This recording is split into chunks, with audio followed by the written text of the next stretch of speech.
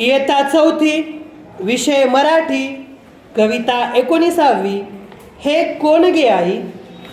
कवी भारा तांबे. ऐका, म्हणा, वाचा.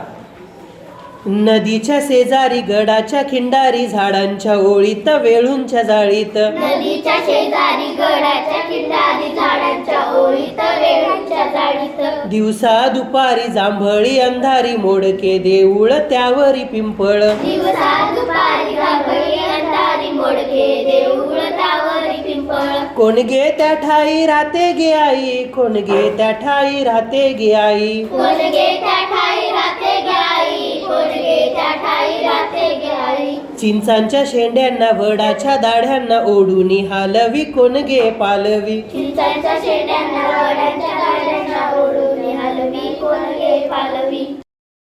कोण गे जोराने मोठ्याने मोठ्याने, शिळगे वाजवी पाखरान लाजवी. कोण गे जोराने मोठ्याने मोठ्याने, शिळगे वाजवी पाखरा लाजवी. सारखी किती वेळ ऐकू येते शिळ, सारखी किती वेळ ऐकू येते शिळ. सारखी किती वेळ ऐकू येते शिळ, सारखी किती वेळ ऐकू येते शिळ.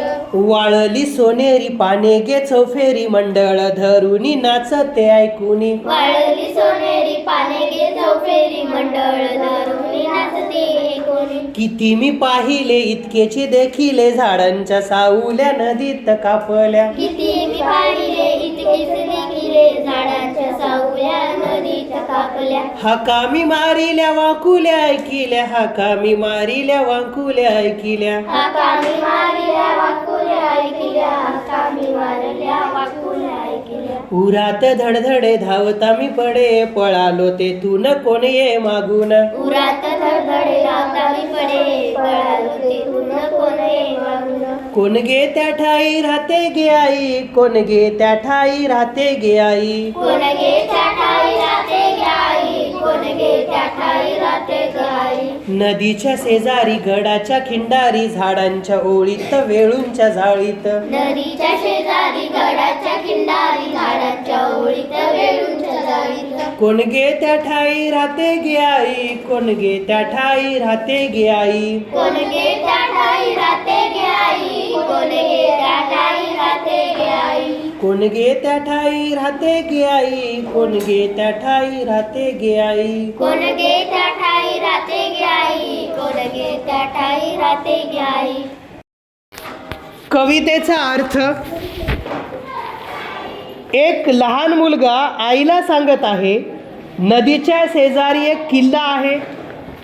त्या पडक्या जुन्या किल्ल्याच्या खिंडारात झाडांची रांग आहे.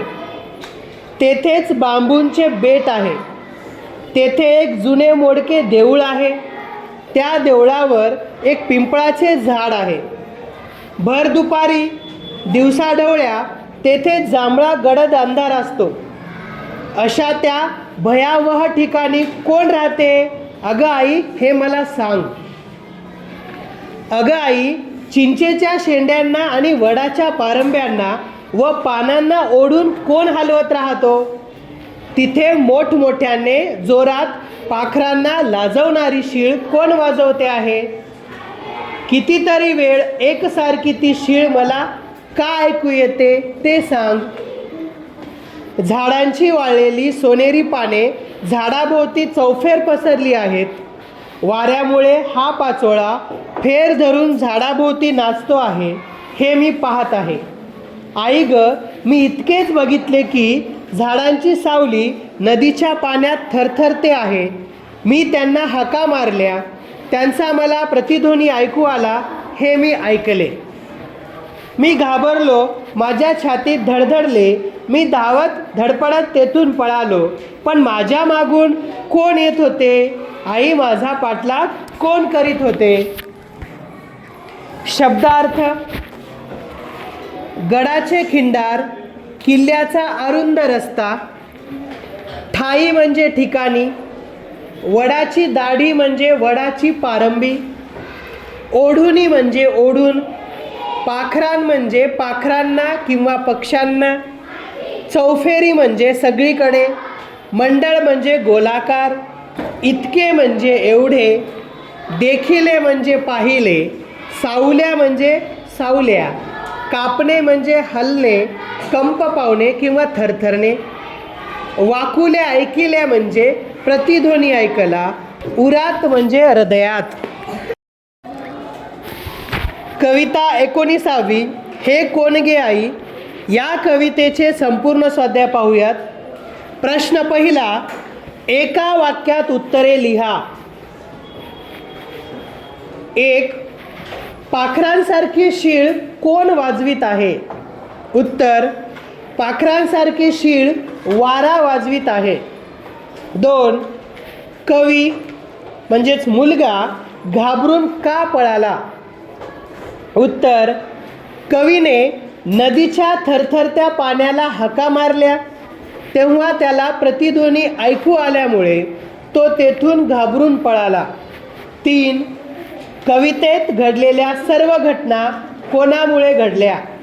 उत्तर, कवितेत घडलेल्या घटना वाऱ्यामुळे घडल्या. 4. कवीने वाकुल्या केव्हा ऐकल्या? उत्तर, झाडाच्या सावल्या नदीच्या पाण्यात थरथरताना कवीने हाका मारल्या तेव्हा त्याने वाकुल्या ऐकल्या. प्रश्न दुसरा, खालील गोष्टींसाठी कवीने कोणते शब्द वापरले आहेत? 1. वडाच्या पारंब्या. शब्द वापरले आहेत वडाच्या दाढ्यांना. 2. दाट झाडातून पानातून वारा वेगाने वाहतो तेव्हा येणारा आवाज. ओढुनी हालवी कोणगे पालवी कोणगे, जोराने मोठ्याने मोठ्याने शिळगे वाजवी पाखरान लाजवी. 3. वावटळ. वाळली सोनेरी पाने गे चौफेरी मंडळ, धरुनी नाचते ऐकुनी. हे शब्द कवीने वापरली आहेत. प्रश्न तिसरा, तुम्ही कधी एखाद्या गोष्टीला घाबरला होतात का? त्यावेळी तुम्हाला काय अनुभव आला? या प्रश्नाचं उत्तर तुम्हाला स्वतः लिहायचं आहे. बदलती भाषा. ही कविता फार पूर्वीची आहे. त्या काळी अनेक शब्द वेगळ्या पद्धतीने बोलले जात असत. आता आपण ते निराळ्या पद्धतीने लिहितो. खालील तक्ता पहा. शब्द उच्चारण्याच्या नव्हे तर लिहिण्याच्या पद्धती देखील वेळोवेळी बदलतात. ओळींत ओळीत, ठाई ठाई, पाखरान पाखरा, चौफेरी चौफेरी, देखिले देखिले, उरांत उरात, किती किती, जाळीत जाळीत, राहते राहते, ऐकू ऐकू, मी मी, नदीत नदीत, धावतान धावता, शेजारी शेजारी, दुपारी दुपारी, जोराने जोराने, वाळली वाळली, पाहिले पाहिले, कापल्या कापल्या, पडे पडे, खिंडारी खिंडारी, मोडके मोडके, मोठ्याने मोठ्याने, पाने पाने, इतकेची इतकेची, हाका हाका, पळालो पळालो, वाकुल्या वाकुल्या. तर हे वेगवेगळ्या पद्धतीने शब्द लिहिण्याच्या पद्धती वेळोवेळी कशा बदलतात ते आपण पाहिलोत. तर संपूर्ण कवितेचे स्वाध्याय सुंदर अक्षरात लिहा आणि वाचा.